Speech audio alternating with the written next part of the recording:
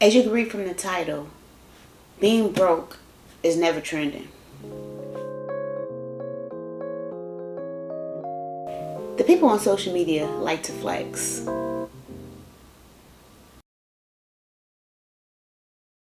Name y'all mouth too much. That shit lame, cuz. On God, that shit too lame. Y'all nigga lame, cuz. On God, y'all nigga lame, cuz. Y'all nigga lame, cuz. On God. Get that shit up, nigga. Oh shit, oh shit, bro. You got it, you got it, you got it, you got it, you got it, you got it, you got it, you got it. Bitch ass nigga, bitch ass nigga, bitch ass nigga, bitch ass nigga, bitch ass nigga. What the fuck?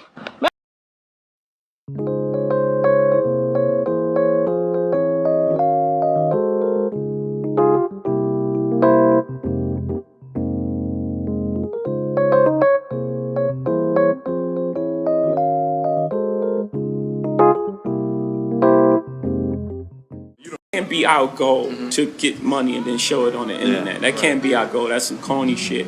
You can do it. I've been saying this. Change is cool to cop, but more important is lawyer fees. That's my first album. Right. I've always been trying to give people game and like, here, man, learn from my experiences. I'm not even saying I'm better than anyone. All I'm saying is like, yo, I touched that. I did that. People love to get on social media and flex because it's popular.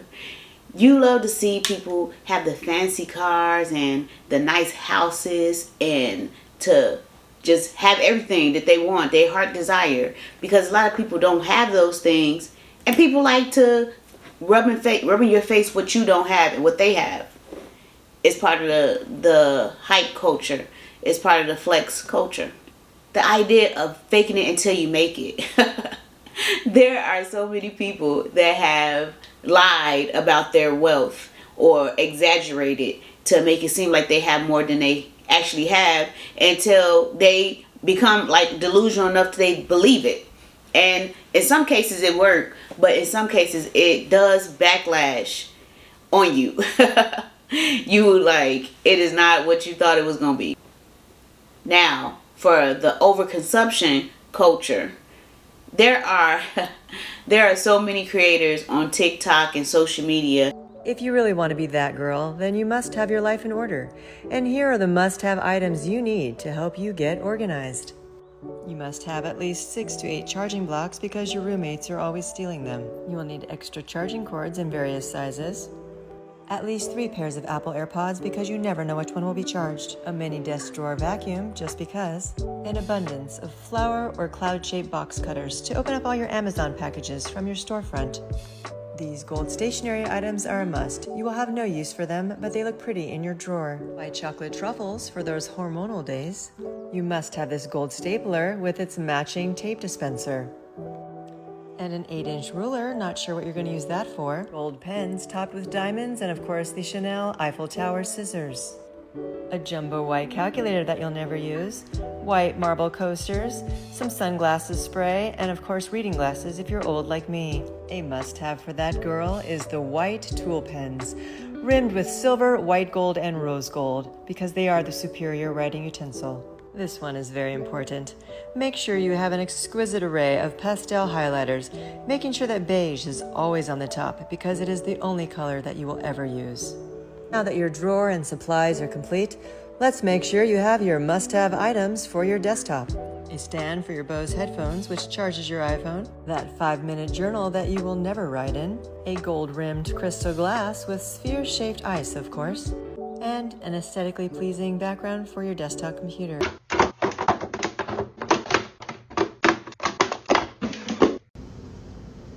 Lots to unpack here, literally and figuratively. Yikes, corny. First of all, I want to say I mean this with absolutely no hate for this creator. I absolutely love watching these restocking videos. I think they're just as satisfying as everybody else. For those who don't know, I'm a sustainability content creator. I talk a lot about food waste, but sometimes I rant about overconsumption. Normally when I watch a video like this, my first thought after, wow, it's very satisfying to watch all these things get restocked, is just, this is excessive, and there's a lot of waste that's going to be generated from this. And that's a fact. I really don't think there's any way that our planet and our resources can continue to maintain the level of hyperconsumption that's being glorified by TikTok. But today I was watching this video and I had a different thought come into my head that I wanted to address. I've realized that this level of overconsumption is not just bad for the planet, it's actually bad for us as people.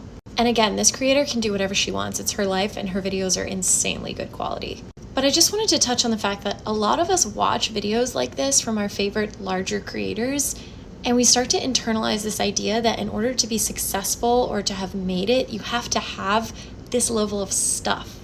And I feel like that leads to us feeling inadequate and like we'll never reach this destination that we're trying to get to because it's not realistic.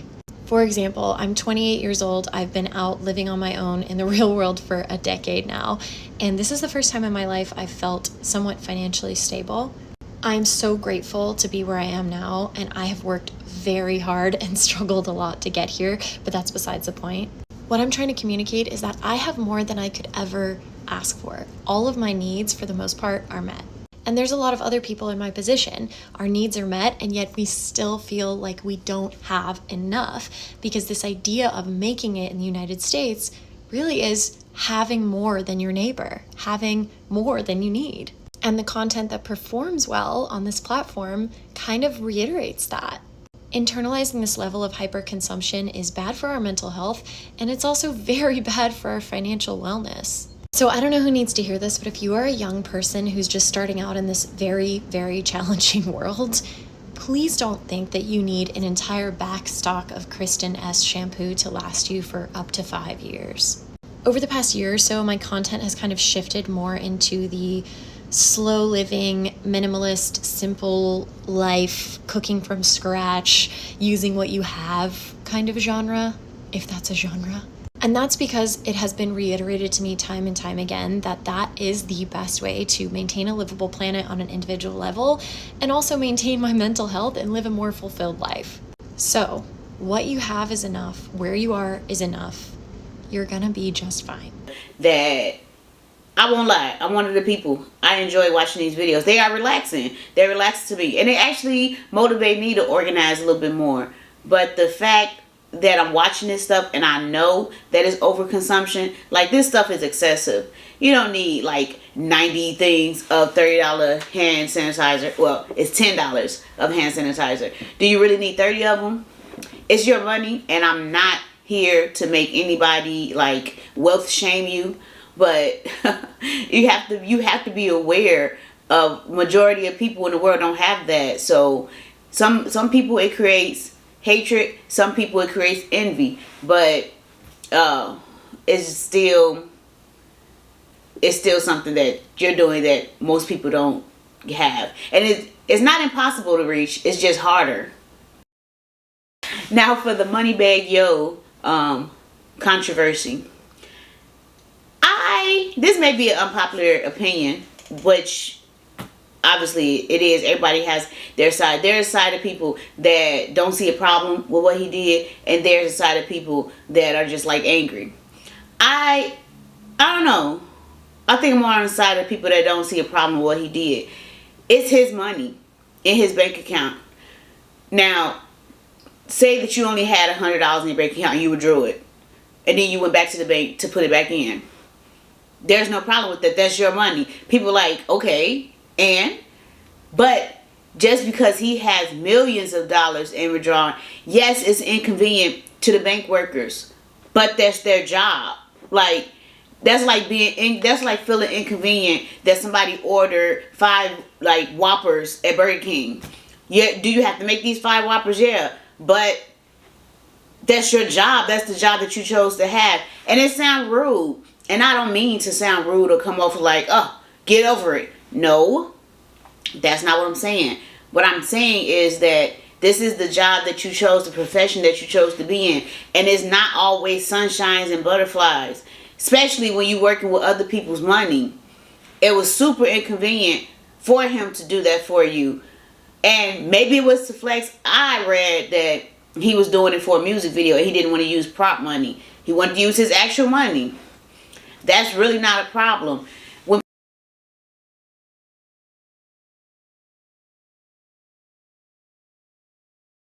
out of you what you have, even if it's the money and the wealth that you have, is not always kind to the people that don't have it. It's very inconvenient. It's very selfish in some instances.